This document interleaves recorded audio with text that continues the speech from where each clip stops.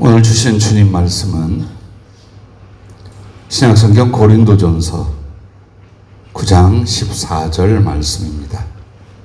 고린도전서 9장 14절 말씀 찾으셔서 함께 봉독하도록 하겠습니다. 이와 같이 주께서도 복음 전하는 자들이 복음으로 말미암아 살리라 명하셨느니라. 아멘. 복음 전도 선교의 복됨이라는 제목으로 말씀을 주셨습니다. 오늘 본문 말씀으로 고린도전서 9장 14절을 함께 봉독했는데, 여기서 주께서 말씀하시길 복음 전하는 자들이 복음으로 말미암아 살리라 라고 말씀을 하십니다. 과연 복음을 전하는 자들이 복음으로 말미암아 살리라 라는 말씀이 무슨 뜻이며 어떤 은혜의 종류가 있는가를 성령으로 말씀을 주셨습니다. 그 첫째, 전도 즉 선교는 구원의 열매라고 말씀을 하셨습니다. 로마서 10장 8절부터 10절 그리고 13절부터 15절에 보면 이렇게 말씀합니다. 그러면 무엇을 말하느냐? 말씀이 네게 가까워 네 입에 있으며 네 마음에 있다 하였으니 곧 우리가 전파하는 믿음의 말씀이라. 네가 만일 네 입으로 예수를 주로 시인하며 또 하나님께서 그를 죽은 자 가운데서 살리신 것을 네 마음에 믿으면 구원을 받으리라. 사람이 마음으로 믿어 의에 이르고 입으로 시인하여 구원에 이르느니라. 누구든지 주의 이름을 부르는 자는 구원을 받으리라. 그런즉 그들이 믿지 아니하는 이를 어찌 부르리요? 듣지도 못한 이를 어찌 믿으리요? 전파하는 자가 없이 어찌 들으리요? 보내심을 받지 아니하였으면 어찌 전파하리요? 기록된 바 아름답도다 좋은 소식을 전하는 자들의 발이여함과 같으니라. 아멘. 여기서 예수님의 십자가에 죽으신 것이 나의 죄악을 사하시고 내게 생명을 주시기 위함이요 그의 부활이 나의 의와 부활의 약속이심을 마음으로 믿고 입으로 시인하면 구원을 받는다라고 말씀합니다. 자, 구원의 조건은 마음으로 주님을 믿고 그 주님을 입으로 시인하는 데 있습니다.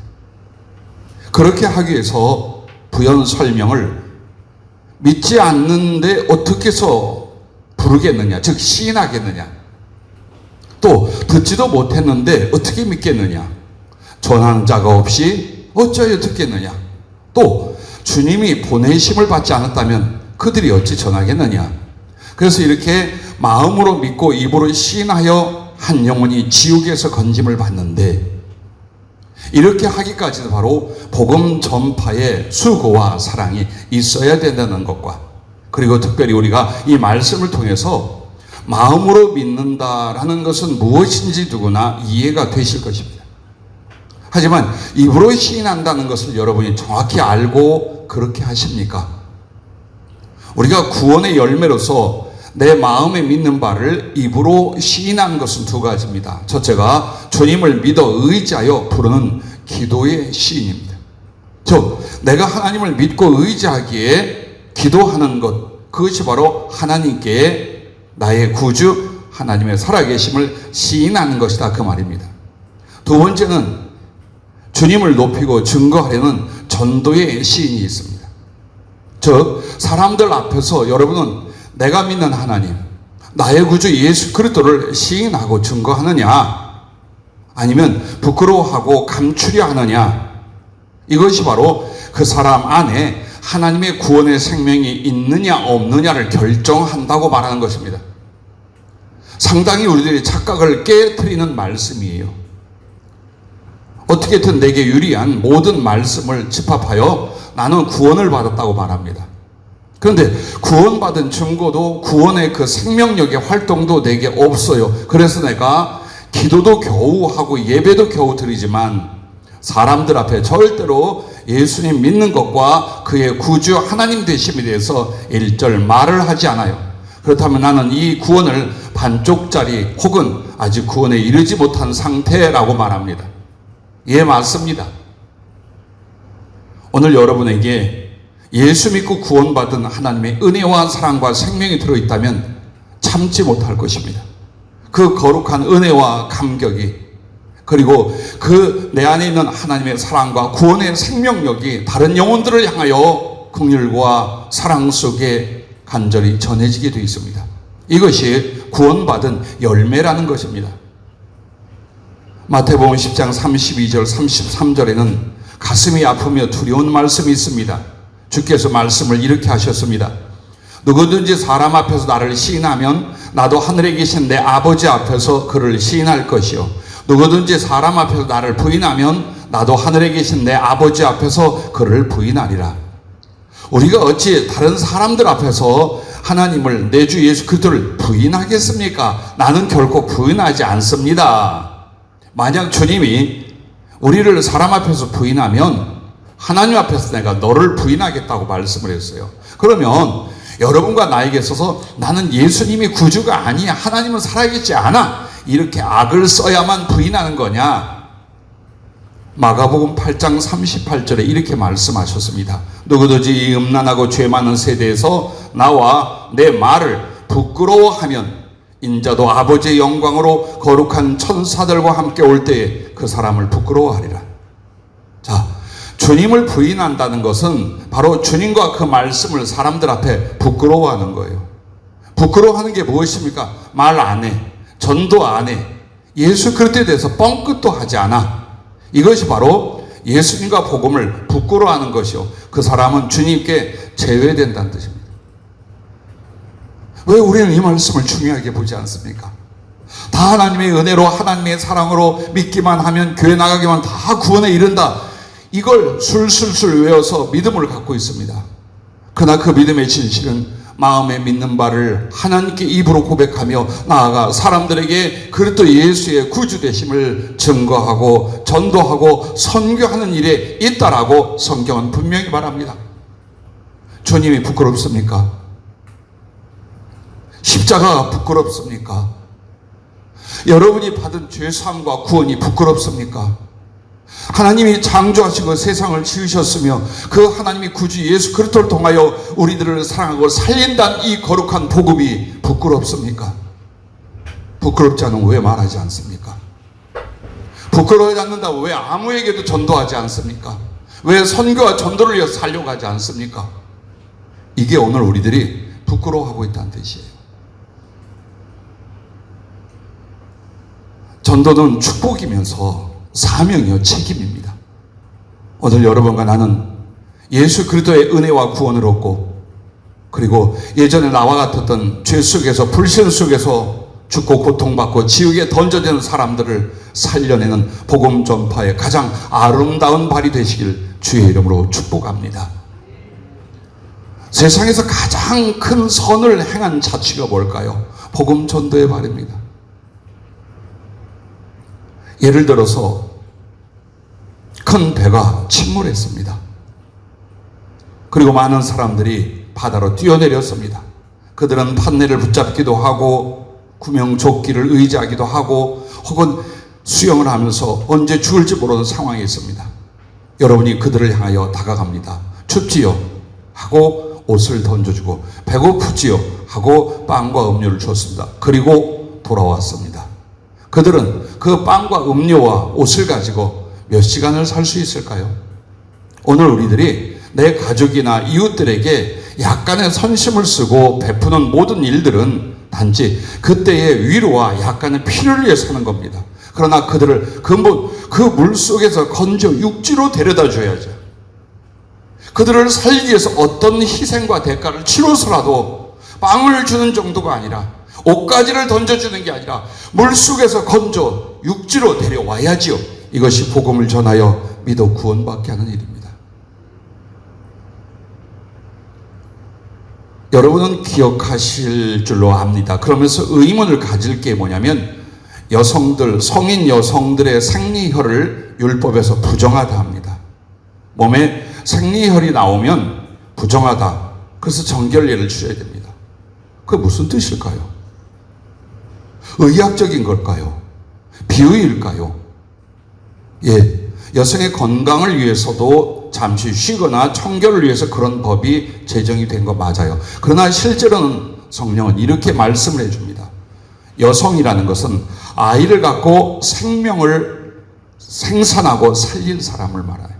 즉 예수님으로 말미암아 복음을 받고 구원을 받은 하나님의 자녀들을 그렇게 말합니다. 그런데 내가 생명을 살리지 않아. 그러면 그 생열은 바로 생명을 생산하지 못하여 죽음으로 말미암아 나오는 거예요. 이것은 오늘 복음을 받고 생명을 얻었다면 다른 영혼들을 반드시 살릴 것이다. 생명은 생명을 살리는 활동과 역사를 하기 때문입니다. 그런데 내가 생명의 복음, 구원의 복음을 받았다라고 말하면서 다른 영혼을 살리지 않는다는 건 나를 인하여 그도 죽을 것이요, 그를 살리지 않음으로 말미암아 나도 죽은 상태라고 말함으로 너희가 부정하다라고 하는 것이라. 그걸 알아야 돼요. 오늘 우리가 복음을 전함으로 물질적인 축복을 받고 위로를 받고 하나님께 사랑을 받고 이 차원이 아니에요. 복음을 전하는 것은 내 구원과 직결된 열매예요. 그러므로 여러분은 복음을 전하면 복음으로 말미암아 모든 것을 다 살 수 있어요. 그러나 복음을 전하지 않는 자는 화가 있다고 말하고 있습니다. 오늘 다시 한번 이 선교의 달 6월 달부터 여러분과 나는 다시 각성하며 다시 사모하며 어떻게 전도하고 어떻게 선교의 일을 위하여 우리의 삶을 드릴 것인지 각오와 기도가 요청되는 줄로 믿습니다. 두 번째로 복음 전환자들이 복음으로 말미암아 살리라라는 말씀의 뜻은 전도, 선교는 주를 사랑함의 최선이라는 것입니다. 예수 믿는 사람이 가장 복된 것은 내 구주 예수를 진정으로 사랑해드리는, 그를 경외하고 그를 기쁘시게 하고 그에게 영광과 보람을 드리고, 그래서 누구나 예수 믿고 소위 거듭났다고 말하는 사람들은 목적이 다르고 삶이 달라집니다.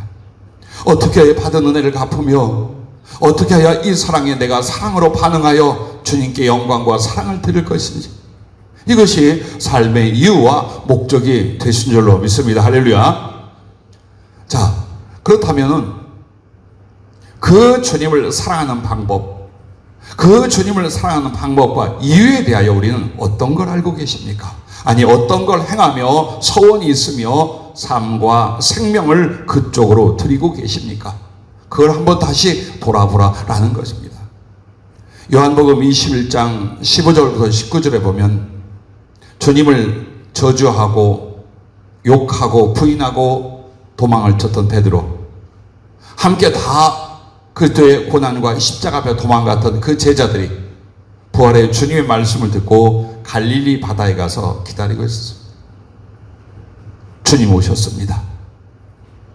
그들의 추위와 수고를 위하여 숯불을 펴놓고 바닷가에서 기다리시며 그리고 따뜻하게 그리고 배부르게 먹이셨습니다. 그 후 베드로를 향하여 주님이 하신 말씀이 네가 다른 사람들보다 나를 더 사랑하느냐라고 했습니다. 내가 주를 사랑하는 줄 주께서 아시나이다 라고 말하자 주님은 네가 다른 사람들보다 나를 더 사랑한다면 무엇을 어떻게 해야 될 것인가를 3번 말씀을 합니다. 내 양을 쳐라. 내 양을 먹이라. 즉 이 세상 사람들 중에는 주님의 백성이 있고 주님의 양무리가 있습니다. 그들을 주께로 데려오는 일입니다. 그리고 그들에게 복음과 성령을 통하여 자라나게 하고 그 생명을 하늘까지 이어가게 돕는 것입니다. 즉 전도와 선교는 예수님을 사랑하는 유일한 방법입니다. 3번을 거듭 말했다는 건 이것 외에는 없다는 것이요, 나를 너희가 사랑한다면 이것보다 더 중요한 건 없다라는 그분의 맹세이며 선포이며 명령이십니다. 그것을 가슴에 두고 사셔야 됩니다.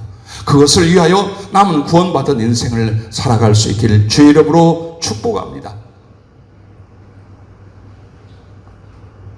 마가복음 1장 38절부터 39절에 주님이 세상에 오신 이유를 말합니다. 이르시되 우리가 다른 가까운 마을들로 가서 거기서도 전도하리니 내가 이를 위하여 왔노라 하시고, 이에 온 갈릴리에 다니시며 그들의 여러 회당에서 전도하시고 또 귀신들을 내쫓으시더라. 그렇습니다. 주 예수께서 이 땅에 오신 것은 단지 여러분 하나를 구원하게 한 것이 아닙니다. 여러분을 전도하여 구원하는 것이요, 또 여러분이 전도를 받고 구원을 얻음으로 말미암아 다른 영혼들에게 복음을 전하고 전도로서 영혼들을 살리게 하시려는 것, 그것이 바로 세상에 오신 주님의 이유이다, 그 말입니다. 그러므로 주님이 세상에 오셔 주신 모든 말씀과 거룩한 선행과 십자가와 부활과 그리고 그 후에 성령 주심까지도 오직 전도를 위해서 주셨다는 것을 믿으시기 바랍니다. 주님에게서 인류 전체를 긍휼히 여기십니다. 그러나 이미 하나님의 전지전능하심 속에서 누가 그 복음을 통하여 하나님께 돌아오며 회개하여 예수 그를 통하여 구원을 얻는지 알고 계십니다. 그러므로 주님은 이 세상에 자기 백성이 있는가 하면 사단의 백성이 있다고 말씀을 합니다. 그리고 자기의 양무리가 있다고 말합니다. 그러므로 주님은 우리의 왕이시요, 우리의 아버지시요, 우리의 목자십니다.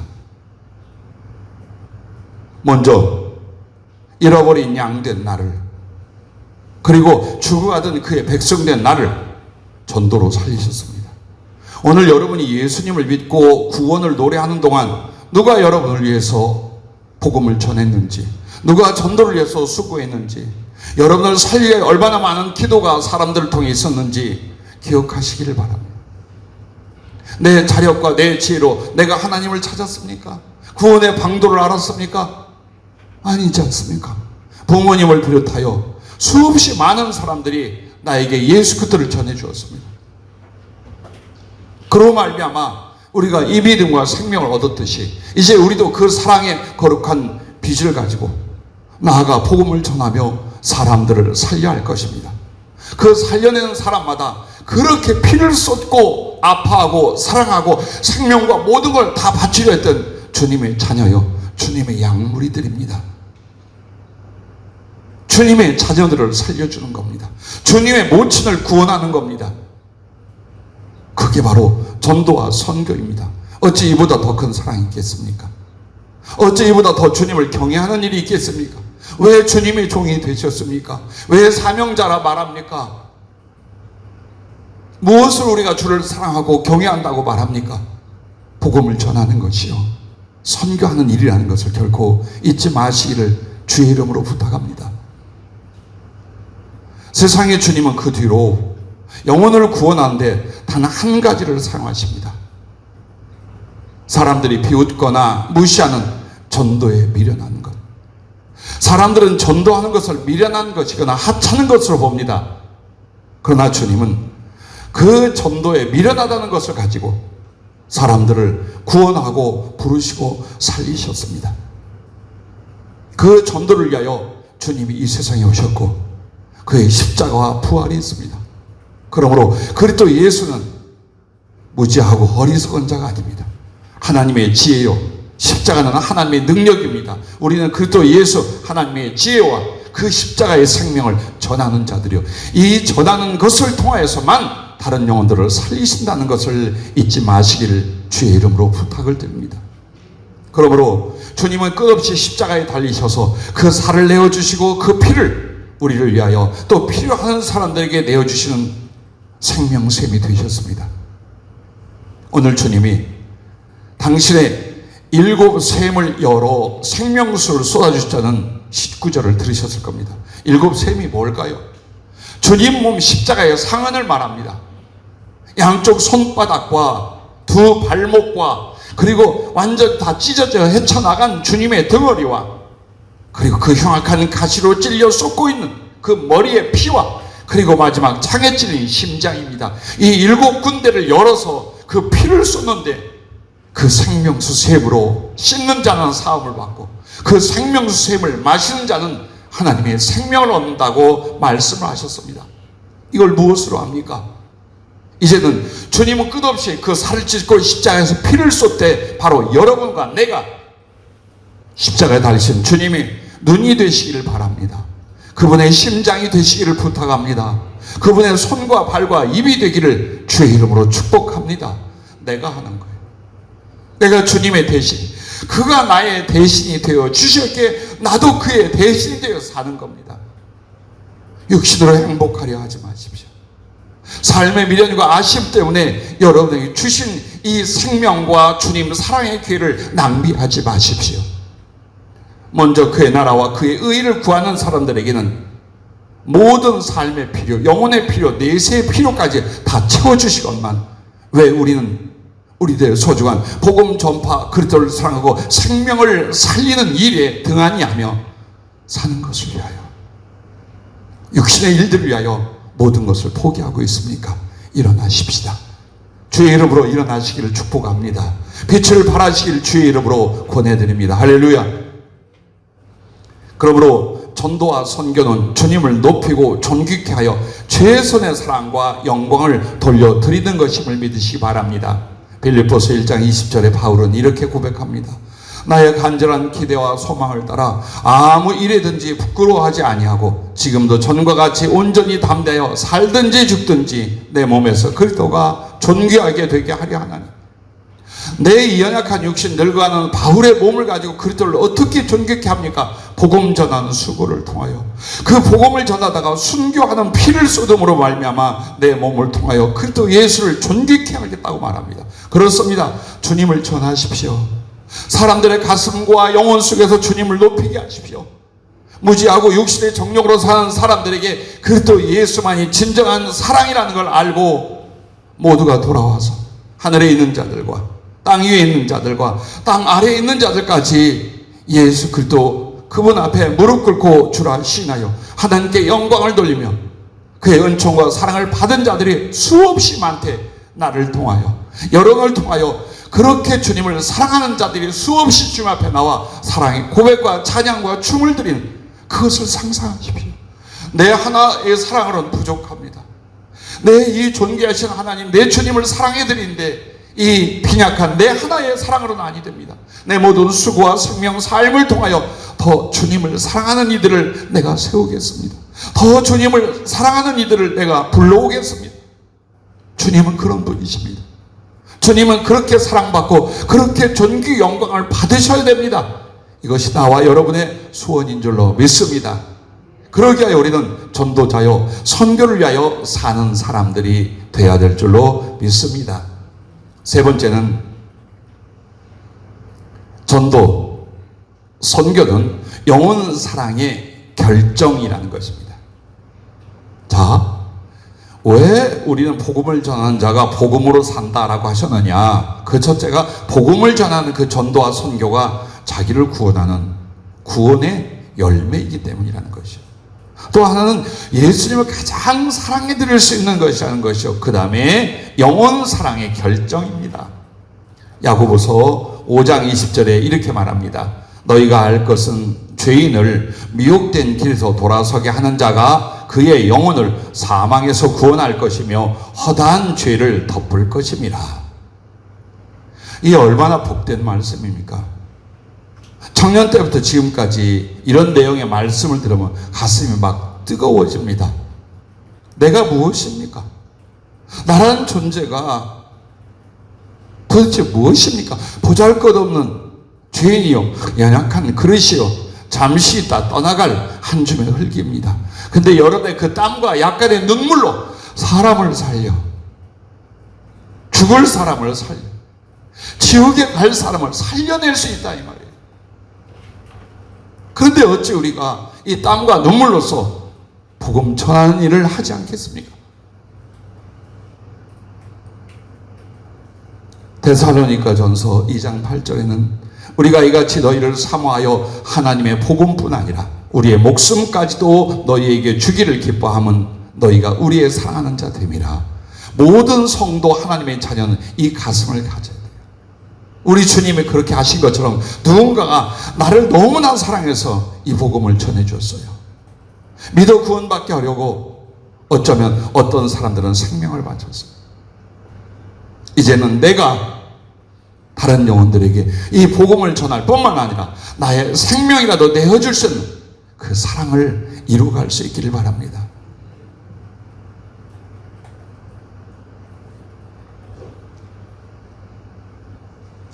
제가 여러분 앞에 서는 데는 많은 이들의 전도와 기도가 있었어요. 한참 혈기왕성하고 자만과 힘만 가지고 내 뜻과 꿈을 이뤄낼 수 있다고 목숨을 걸고 달려가던 청소년 시절, 척추가 부서지고 완전히 불구가 되었었어요. 제가 어떻게 주님께 돌아왔느냐? 신앙으로 막 은혜를 받고 열심히 복음을 전한 한 가족 3사람이 나를 위해 기도하고 전도하다가 죽었습니다. 그리고 그들은 하늘에 가서 내가 회개하고 예수님을 영접하도록 주의 종이 될 수 있도록 모든 걸 다 바쳐 기도했습니다. 3사람이 죽어 나 같은 것 하나를 살리셨습니다. 그들의 뿌리시가 헛되지 않고 그들의 기도가 헛되지 않아 내가 구원을 받았으며 그들을 목까지 짊어지고 이 복음을 전합니다. 여러분과 나는 주님께 와 많은 사람들에게 사랑의 빚진 자요. 그것을 이제 그들에게 갚는 것이 아니라 바로 어제 그제 어둠 속에서 고통받고 죽어가던 내 모습, 나와 같은 사람들에게 이 복음을 전하는 것, 주님 사랑이며 영원 사랑의 최선인 줄로 믿습니다. 주님이 우리에게 신앙생활 딱 2가지를 가르쳐 주셨어요. 마음을 다하고 목숨을 다하고 힘을 다하고 지혜를 다하여 주 너희 하나님을 사랑하라. 둘째는 이와 같으니 네 이웃을 네 몸과 같이 사랑하라. 여기에서 네 이웃을 네 몸과 같이 사랑하라 라는 말씀을 무엇이라고 말합니까? 그때 바로 누가복음 10장 28절부터 37절에 나오는 여리고로 가다가 강도 만나 옷을 벗기고 매를 맞아 거반 죽게 된 사람의 이야기입니다. 제사장과 레위인은 그 사람을 보고 구하려고 하지 않습니다. 귀찮아합니다. 모른 체 합니다. 그리고 그냥 도망가듯 지나갔습니다. 그러나 유대인들에게 욕을 먹고 멸시를 받던 사마리아 사람은 가까이 다가갑니다. 그리고 가슴에 끓는 그 긍휼을 인하여 자기 포도주와 기름으로 응급처치를 합니다. 그리고 자기가 타고 갈 짐승이 그 사람을 대신 태워서 가까이에 숙소가 있고 먹을 것이 있는 주막이라는 표현을 합니다. 그것으로 데리고 와서 그를 돌봐줍니다. 그리고 자기의 일을 위하여 떠나가야 되는데 걱정이 돼요. 이 사람을 끝까지 치료하고 책임져 달라. 그리고 돈을 줍니다. 부족하면 내가 돌아올 때 갚을 터이니 야박하게 그냥 이 사람을 보내지 마라. 그렇게 하고 떠나갑니다. 그때 주님 물었습니다. 이 강도 맞는 자에게 이웃이 누구더냐? 예, 자비를 베푼 사람입니다. 그래, 가서 너도 그렇게 하라. 그리하면 살리라. 라고 하는 말씀입니다. 여러분, 이 말씀이 구제나 긍휼을 베풀고 직접 그 사람의 마음이나 육체를 위하여 돕는 일도 포함이 됩니다. 그러나 우리는 늘 합니다. 그것은 순간적이요. 언제나 있을 일이에요. 하지만 이 사람의 가장 큰 선, 가장 큰 긍휼, 가장 큰 사랑이 무엇입니까? 믿어 구원받게 하는 일입니다. 복음을 전하고 그 영혼을 구원받게 하는 일보다 더 큰 선행이, 더 큰 사랑이 어디 있겠습니까? 그러므로 이 누가복음 10장 28절부터 37절의 전도와 선교의 비유입니다. 자, 들어보십시오. 강도 만난 자가 누구입니까? 죄로 말미암아 사단에게 짓밟히고 저주를 당하는 인류 모든 사람을 가리켜 말합니다. 그 옷을 벗겼다는 건 본래 인간은 하나님의 자녀요 하나님의 형상의 신분으로 존재합니다. 그러나 그걸 다 뺏겼다는 거예요.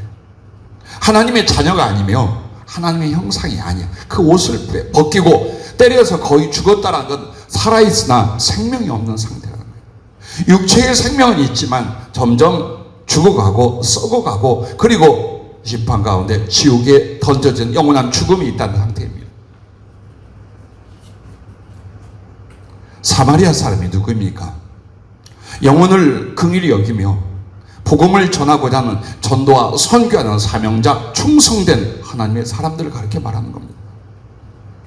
그들은 가슴부터 다릅니다. 사람을 보고 믿지 않는 자와 믿다가 낙심한 사람들을 보고 그냥 갈 수가 없어요. 견딜 수 없는 그리스도의 긍휼이 가슴에서 타오르는 거예요.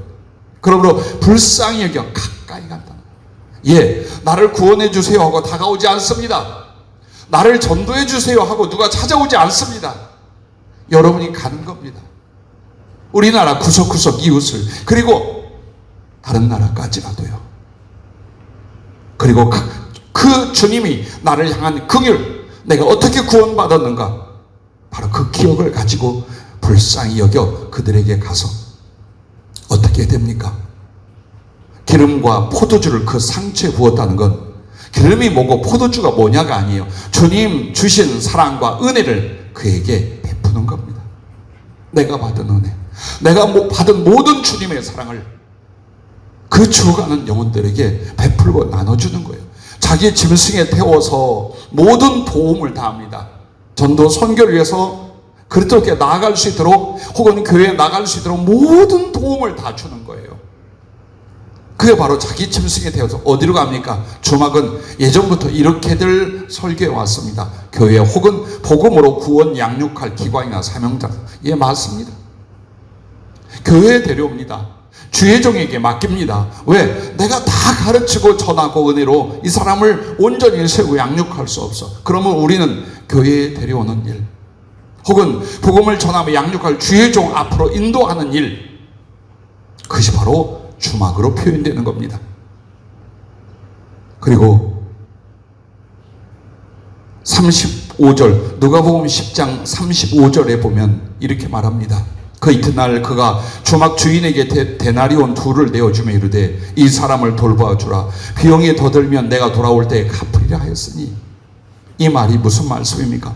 한 영혼을 끝까지 사랑하고 구원하려는 책임과 모든 수고와 희생을 가르쳐 말합니다. 이렇게 해서 사람을 살리는 겁니다. 몇 마디의 전도로, 약간의 권면으로, 적당한 긍휼 베품으로 영혼이 팍팍 살아나는 게 아닙니다. 그들은 의지가 없습니다. 그들은 진리와 하나님을 찾을 수 있는 힘이 없습니다. 그들은 강도 만나 옷을 벗기고 거반 죽을 만큼 매를 맞은 사람들입니다. 내 모든 걸 다 바치지 않는다면 한 사람이 예수 믿어 구원받는 일이 안 됩니다. 오늘 우리는 선한 사마리아 사람이 될 수 있기를 주님의 이름으로 축복합니다. 그러나 그렇게 피 흘리고 죽어가는 사람을 불쌍히 여기지 아니고 그냥 지나가 버렸던 레인과 제사장은 누구입니까? 영혼 구원에 무관심한 형식적인 그리스도인들을 가르쳐 말합니다. 교회는 다녀요. 나름대로 자기 복을 위하여 기도도 해요. 어느 정도 봉사도 해요. 그런데 희한하게 사람을 주님께로 인도하는 일은 안 해요. 왜 그럴까요? 앞서 말한 주님과 복음을 은근히 부끄러워하기 때문에 아닌가 보십시오. 왜 입을 닫습니까? 왜 영혼들에게 나가지 않습니까? 내가 만약 주 예수 그리스도를 가장 기뻐하고 존귀 여긴다면, 받은 구원의 거룩한 감격과 그리고 그 실태가 내 안에 있다면 여러분이 가만히 있겠어요? 얼마나 많은 사람들에게 복음을 전하고 어떤 방법과 수고와 노력을 다해서 그 영혼들이 죽기로 나올 수 있도록 최선을 다하지 않겠습니까? 그런데 그렇게 하지 않는다는 건 분명히 주님과 복음을 부끄러워한다는 뜻입니다. 이제 벗어나셔야 합니다. 회개의 열매가 나와 여러분에게 일어나야 될 때가 바로 이 6월달이요 앞으로인 줄로 믿습니다. 할렐루야. 오늘은 여러분의 짧은 시간 동안 어떻게 많은 영혼들에게 복음을 전하고 그들의 구원의 모습을 보았습니다만, 보십시오. 혹시 도움이 될까요? 가족들 전도에 대해서 짧게 말씀드리면, 저희 어머니, 제가 22살에 예수 믿고 어머니를 전도하기 시작했어요. 나를 위해, 자식을 위해 한평생을 희생하고 늙어가는 어머니, 나를 살려보고 고치려고 전방지역 조그만 식당을 운영하는 어머니, 이 어머니 언제 돌아가실지 몰라요. 나는 이제 그때의 생명을 얻고 춤이라도 추고 너무 좋아서 기뻐서 울고 웃고 날마다 찬송하고 있어요. 어머니를 돌아볼 때마다 가슴에 끓는 아픔이 견딜 수가 없어요. 1년을 전도했습니다. 마지막 40일을 산에 가서 기도하고 일주일을 금식을 했습니다. 그리고 그것이 끝나는 다음 날 어머니는 저를 따라 교회에 나오셨습니다. 그날이 제가 교회에 나간 지 만 1년 되는 부활절이었습니다. 성령으로 기도하며 살다가 주님 어머니 곁에 가셨습니다. 바로 둘째 형님들이, 형수님과 조카들이 제가 있는 쪽으로 이사를 오게 되었습니다. 당연히 그 형님에게 복음을 전했습니다. 너무나 나랑 친하고 내가 좋아하기에 바로 교회 나갈 줄 알았습니다. 그런데 그 형님 별명이, 그 집까지 갈지 안 갈지 모르겠어요, 뺀질입니다. 얼마나 뺀질 하는지 아주 형제간에도 뺀질이라고 했습니다. 정말 뺀질 계속 전했습니다. 모든 내가 할 수 있는 정성을 다했습니다. 먹을 것과 위로하는 것과 아이를 돌봐주는 할 수 있는 형에게 다 했습니다. 그리고 설교 들은 바를 항상 기록해 두었다가 형에게 나눴습니다. 처음엔 듣기 싫어했어요. 아주 막 듣기 싫어하는 게 나와요. 짜증이 나요. 그러더니 한 달쯤 지나니까 고요히 듣기 시작해요. 2달 가니까 이런 말을 해요. 지금도 기억합니다. 나 두려워진다. 하나님에 대해서 두려운 마음이 든다 그래요. 그리고 3달째 형수님과 함께 교회를 나갔습니다. 자동으로 우리 조카들은 전부 다 어려서부터 주일학교로 그 아이들이 양육되었습니다. 제 손에. 자, 셋째 형수, 결혼 강력하게 어머니가 반대했습니다. 죽어도 나는 저 며느리 꼴을 못 본다. 어머니 설득을 했습니다. 그때 막 제가 예수 믿고 뜨거울 때입니다. 어머니가 이랬어요. 만약 그 영혼을 구원할 수 있다면, 그래, 네 말을 따라 용납을 하마. 그래서 결혼하기 전에 예수님을 영접을 했습니다. 그리고 마지막 죽는 날까지 집사로 열심히 기도하고 섬겼습니다. 당연히 조카도 주일학교를 통해 제가 양육했습니다. 셋째, 지금 돌아오는 중에 있습니다. 자, 우리 큰 누님, 불교에 얼마나 열심인지 몰라요. 신기가 돋았다고 할 만큼 그런 사람이에요. 지역 연합회장이에요. 나 예수 믿는 것 때문에 얼마나 서슬이 버럭게 반대하고 싫어했는지 몰라요. 그렇게 수십 년 지났어요. 어머니와 내가 계속 기도했어요. 어머니가 돌아가실 때 큰 누나가 이런 말을 해요. 막둥아, 제 분명히 막둥이에요. 나 어머니가 하신 말씀이 너무 생생히 기억나. 이거 어떡하니? 뭐라고 하셨는데요? 어머니가 전도하다 이러시더래요. 주님이 너를 필요로 한다. 넌 반드시 회개하고 예수 믿을 것이다. 그러나 하나님이 네가 필요 없다. 넌 죽을 때까지 이렇게 살다 죽는다. 어머니가 좀 세요. 전도 딸에게 이렇게 했어요. 근데 자꾸만 떠오른다. 계속 기도하고 있었습니다. 주님의 임재가 일어났습니다. 어느 날 그분이 제게 말씀하셨습니다. 네 누이를 살려줄까? 그게 가능하겠습니까? 얼마나 어리석은 대답이에요. 하나님 앞에 그게 가능하겠습니까? 물어요. 네, 그렇게 할 것이다. 그리고 다음 주에 연락이 왔습니다. 매형이 병원에 입어 있는데 와서 기도해달라는 거예요. 그래서 기도하러 저 의정부까지 갔어요. 그때 누나가 울면서 그 얘기를 하는 거예요. 나 종교 바꿀 거야. 어려서 주일학교를 다녔어요. 그리고 그 하나님을 믿는 열심으로 불교를 섬겼어요. 계속해서 영혼의 갈등이 일어나게 하시고 마침내 암으로 돌아가셨습니다만 주님을 영접하고 갔습니다. 오늘 우리 지섭이와 민규가 세례를 받습니다. 우리 교인 중에는 기억들 하실 분들이 있을 거예요. 우리 큰형님이 저하고 12살 차이예요. 내가 어려서 아빠 하고 그 가져다 주는 빵이야 뭐야 그렇게 좋아하고 따랐다고 그래요. 큰형님을 30년간 전도했습니다. 그리고 그 집에서 역사하는 귀신의 세력을 잡아내고 형님이 저희 교회에 오셨습니다. 그리고 제 손으로 세례를 베풀었습니다. 자, 다른 영혼들에게도 하지만 가족들에게도 한평생을 그렇게 살았습니다. 공로라고 말씀드리는 게 아닙니다. 어떻게 그냥 둡니까? 내 혈육들을 어떻게 그냥 지켜봅니까?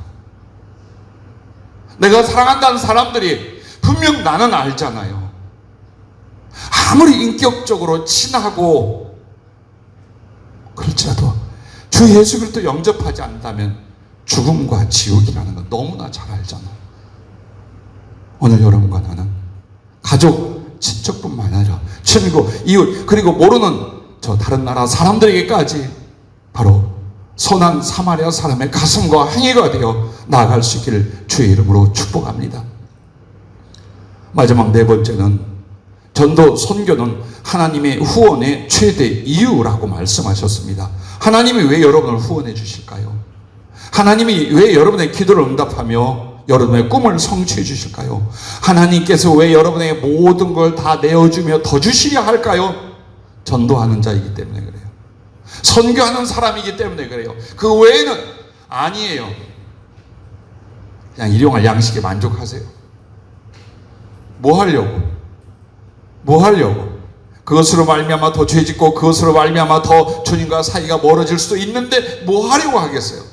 그러나 만약 여러분이 깨닫고 삶의 중심을 바꿔간다면 정말 주님의 그 가슴과 사랑을 쫓아 나도 나의 일생을 복음을 전하며 영혼 살기를 위하여 여러분이 작정하고 수고한다면 그때부터 하나님은 여러분을 구원하실 뿐만 아니라 모든 은혜를 후원하기 시작합니다. 그것을 달란트라고 말합니다.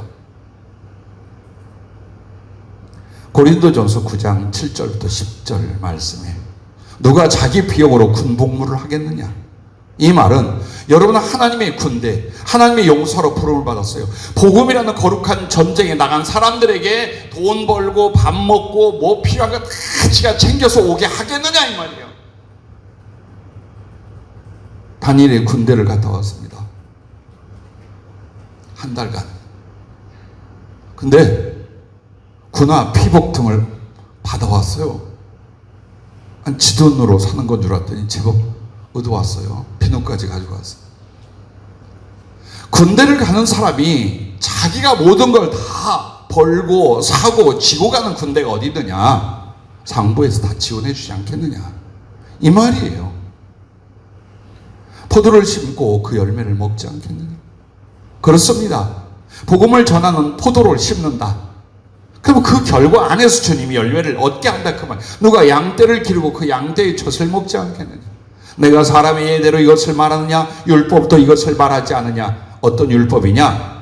곡식을 밟아 떠는 소에게 망을 씌우자. 입 막지 말라 이 말이에요. 얼마나 잔인해요.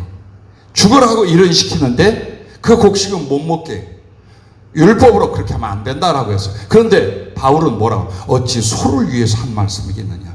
복음을 위해 사는 소 같은 충성된 자들을 위하여 한 말이 아니겠느냐?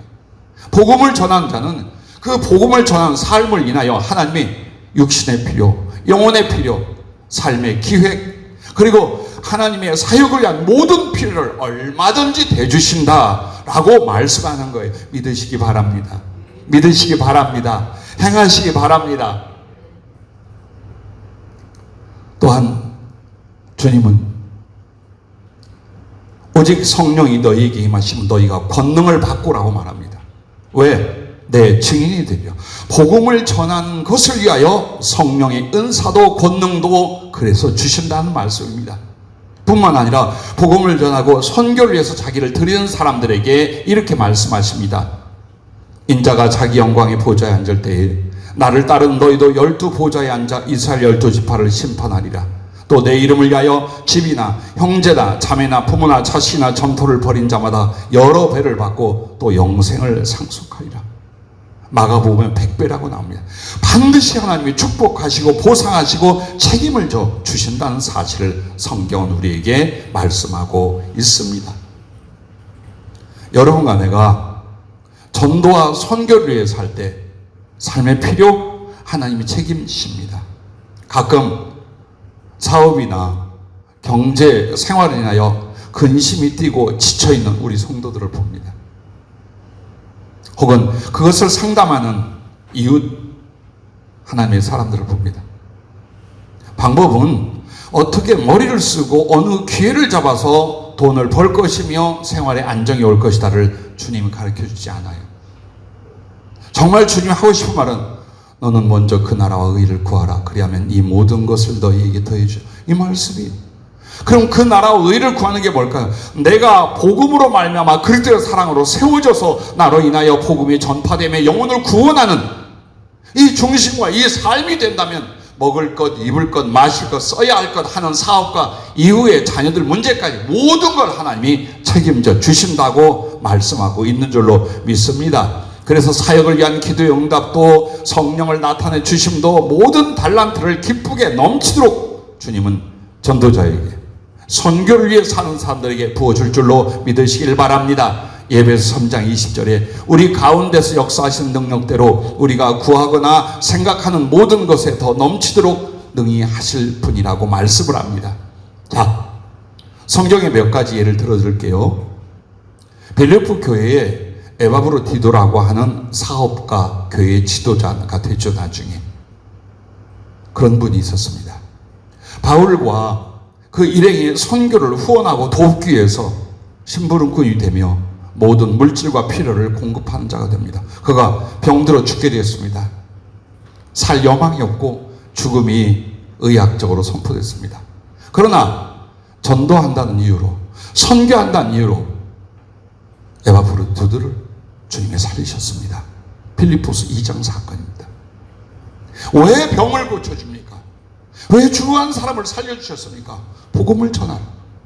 복음을 전하고 있기에 복음을 전하라고 살려준 겁니다. 여러분과 나도 중병에 걸릴 수 있습니다. 그러나 두려워서 살려달라고 하지 마십시오. 안 죽고 싶어서 살려달라고 하지 마십시오. 그렇게 비겁하게 살다 죽는 거 예수 믿는 사람 아닙니다. 복음을 전하기 위해서 살려달라고 하십시오. 살려줄 생명으로 다른 영혼들을 살리겠다고 서원하여 질병을 고치고 죽음에서 살려달라고 하십시오. 그것 외에 무슨 이유가 필요합니까? 몇 년 더 살면 뭐 할 것입니까? 몇 년 더 고통받을 것이고 몇 년 더 죄 지을 것밖에 더 있겠습니까? 그러나 이 병을 치료받으려 한다면 주를 사랑하기 위하여 복음을 전하기 위하여 단 그 하나의 이유로 주님께 구하십시오. 에바브로디도를 살리신 주님이 여러분의 질병도 고칠 줄로 믿습니다. 삭개오는 복음을 전하기 위하여 그리스도를 사랑하기 위하여 자기의 모든 재산과 그토록 애써 모았던 물질을 구제하고 그리고 갚을 자들에게 다 갚아버렸습니다. 그 뒤에 큰 무역사업과 형통을 주셨습니다. 그는 사실 월급쟁이였습니다. 로마로부터 받는 월급쟁이였어요. 그러나 그가 나중에는 주님께서 여러 길과 경험과 사람을 연결하여 무역사업을 통해서 형통케 하고 주님과 초대교회에 엄청난 복음을 전하며 동시에 물질로 지원하는, 그리고 로마가 예루살렘을 침략하기 2, 3년 전 평안히 주님 나라로 갔습니다. 예, 복음을 위하여 하십니다. 브리스길라와 아굴라 부부를 로마서 16장에 보십시오. 그들은 로마에서 쫓겨난 사람입니다. 사업을 하던 모든 건 다 폭삭망했고 오갈 데 없는 사람들이었습니다. 바울을 만났습니다. 그리고 그들은 복음 전도자로 부부는 바뀌었습니다. 성령은 그들을 로마로 다시 돌아가게 해서 예전보다 훨씬 크고 능한 사업을 세우고 그리고 그 사업체 안에 교회까지 세우고 여러 이방 교회와 그리고 각 교회를 위해서 구제와 선교회를 감당하는 부부가 됩니다. 베드로는 사도행전 12장에 체포되어서 사형을 받게 되었습니다. 이제 해가 뜨면 목이 잘려 죽을 것입니다. 그런데 사형 직전 천사가 와서 그 옥에서 모든 사슬을 풀고 문을 열어 그를 나오게 했습니다. 왜? 복음을 전한다는 이유. 선교를 위해서 준비되고 있다는 이유예요. 바울이 로마로 압송되어 로마 전도를 위해서 갈 때 지중해의 광풍으로 말미암아 그 배가 수장될 상황이었어요. 거기는 276명이 있었어요. 그런데 이 바울이 복음을 전할 그 이유로 말미암아 바울도 살렸을 뿐만 아니라 276명을 저는 배가 깨져 바다로 수장되는 가운데서 주님이 살렸습니다. 왜? 전도가 그렇게 중요한 거예요. 선교가 그렇게 하나님께서 중요한 거예요. 내게도 그간 주신 모든 성령이 나타나는 그 은혜는 오직 전도한 것과 선교할 것을 위해서 주셨습니다.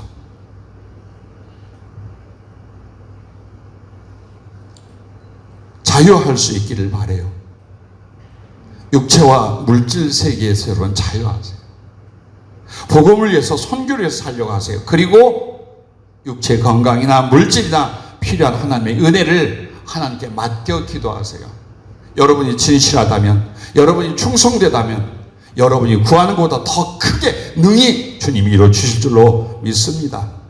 우리 이해분 전도사가 지난 금요일날 본 환상과 그리고 성령이 그것을 해석해 주셨는데, 우리 이해분 전도사뿐만 아니라 주님이 다 그러셔요. 이것은 그 개인과 교회에 대한 약속이며 명령이다. 그리고 정말 계속해서 성령이 어떻게 부어지는가를 개개인들이 보아요. 여러 사람들에게 지금 눈을 열며, 그리고 무엇보다도 감사한 건 영적인 기능적 체험보다 심령이 바뀌고 있어요. 아시는지 모르겠어요. 한 교회 식구들이며 혹은 부모님들이면서 우리 교회 안에 혹은 우리 자녀들에게 어떤 중심의 변화가, 어떤 성령의 은혜가 임하고 있는지 아시나 모르겠어요. 그래서 오늘 여러분에게 소개를 합니다. 그대로 읽으면 이것입니다. 제게 오는 카톡은 목사님 안녕하세요. 예, 늘 안녕해요. 토요일에 많이 바쁘실 텐데 주일은 더 여쭤보기 힘들 것 같아서 점검받을 부분 일단 카톡으로 여쭤보려고 연락드렸습니다. 어제 금요일 철야 기도할 때 주님의 회중석 기준 강대상 오른편에 이쪽이겠죠? 서 계셨는데 흰색 하늘색 섞인 이스라엘 옷을 입으시고 두 팔을 벌리신 채 서 계시더라고요. 주님이 서 계신 부분은 엄청 급하고 강한 물살과 파도가 치는 바다였는데 주님 무릎 위에 높이었고 그 물 위로 푸른빛 띄는 불이 붙어 잔잔하게 흐르듯이 물살 위에 타고 있었어요. 주님 벌린 두 팔 밑에 흰색 기다란 술이 각 4개씩 달려서 하늘거리고 있는데 술 밑부분에 파도치는 물살에 살짝 잠겨 있었고 주님을 중심으로 그 물살과 불이 돌고 있었어요. 그리고 들리기를 나를 통해 너에게 줄 8가지가 있다라고 하셨는데 이 전체적 내용과 그 8가지가 무엇을 의미하는지 궁금합니다. 제게 이 환상이 조금 특별했던 것은 찬양하고 기도할 때 계속 그 모습이 보였고 집중해서 볼수록 파도가 철썩철썩 치는 소리라든가 물과 불이 빛에 반사되어 반짝거리는 부분까지 보인다든가 조금 디테일하고 사진 찍히듯이 머리에 남아서 꼭 여쭤보고 싶었습니다. 어려서 눈을 열기도 했습니다만 더 강력하게 성령이 우리 예번이 전사뿐만 아니라 청년들과 우리 많은 사명자들에게 강력하게 역사하고 계신 걸 참 기뻐하고 또 감사를 드렸어요. 자, 이 내용을 주님이 풀어주셨습니다. 주님이 교회 강단에 서 계심은 그분이 여기 임재하심과 동행과 역사하심과 언약을 다시 확인해 주시기 위함이었다고 하셨습니다. 그리고 주님이 서 계신 파도치며 휘도는 물결은 온 세상을 가리키신 말씀입니다. 그러나 왜 급히 강하게 움직일까요? 그것은 죄악을 따라 그렇게 되어져 가고 있는 걸 말하면 또 주님의 섭리의 강력함을 동시에 말하는 것이었습니다. 그리고 그 위에 흐르는 파란 불, 그것은 본 사람 외에는 몰라요. 불 하면 빨갛고 누르스름하고 막 연기 나는 걸 다 알잖아요. 성령의 불은 거의 그렇게 보이지 않아요. 희거나 파랗게 보입니다. 실제로 불이 온도가 제일 높을 때는 흰색이요, 그 다음은 푸른색이요, 그 다음이 불그레한 색이요. 그러니까 더 순수하고 강력한 불은 푸르게 바뀝니다. 성령이 사도행전 2장에 불의 혀로 갈라 사람들에게 임할 때도 사실은 파란스름한 불이었어요. 그 위에 흐르는 파란 불은 성령을 주사 복음을 전하게 하실 것을 가르치신 말씀입니다. 주님 입으신 옷의 하늘색과 흰색은 하늘색, 즉 하늘의 명령에 순종 흰색 할 것을 말씀하시기 하여 그렇게 옷을 입고 오셨습니다. 주님 양팔 사이에 4개씩 이렇게 술이 늘어져 있는 것은 합치면 8개예요. 그래서 8개의 은혜를 말씀하신 거예요. 온 세계에 복음을 전하게 하시고자 주실 8가지 은혜입니다. 먼저 성령으로 사랑과 지혜와 능력과 말씀을 충만하게 주실 것과, 사역으로는 집회사역과 전도 선교 구제, 즉 물질로 섬기는 사역, 그 다음에 제자, 사명자 양육을 맡기실 것을 말씀하십니다. 이렇게 8가지입니다. 그런데 여기에 추가적으로 주님이 이 8가지 은혜를 위해 주님이 명령하고 요구하신 또 8가지가 있어요. 우리 이해분 전도사뿐만 아니라 나와 우리 모든 식구들에게 이렇게 하면 그 8가지 은혜로 너희를 강하고등하게 쓰겠다는 약속입니다. 그 첫째가 깨어 기도함과, 둘째가 적은 일에 충성함과, 셋째가 사랑의 정절을 지켜, 첫사랑을 지키라 그 말이에요. 세상으로 치우치고 사람에게 치우치지 말고, 넷째가 말씀을 사랑하고, 다섯째가 삶의 염려와 육신의 미련을 내려놓는 것이며, 여섯 번째가 서로 사랑하며, 일곱 번째 전도자가 되어, 여덟 번째 선교의 목숨을 바치려 하라고 하셨습니다. 이 말씀과 비전은 이해분 전도사에게 주신 것이며 동시에 우리 교회에 주신 명령과 축복과 비전입니다. 주님의 명령을 성실히 행하여 거룩한 약속이 성취되는 사명자와 교회가 되기를 간절히 소원합니다. 할렐루야.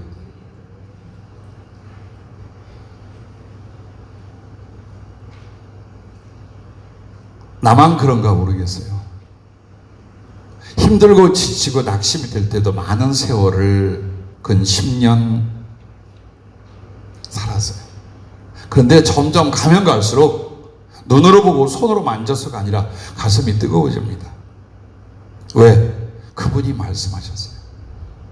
우리가 요구해서 된 것이 아니라 세계 선교의 구체적인 비전과 내용들은 이 교회에 태동된 지 얼마 안 되면서 주님 말씀했고 수없이 표적과 성령의 역사 가운데 거듭거듭 하신 말씀이, 그러므로 눈으로 보아서가 아니에요. 손으로 만져서가 아니라 그분의 말씀을 기억할 때마다 가슴이 뜨겁고 설레요. 다만 이렇게 기도합니다. 나와 사랑하는 믿음의 식구들이 떠나기 전, 육신의 생명이 연약해지고 지력이 떨어지기 전 주여 이것을 이루게 하옵소서.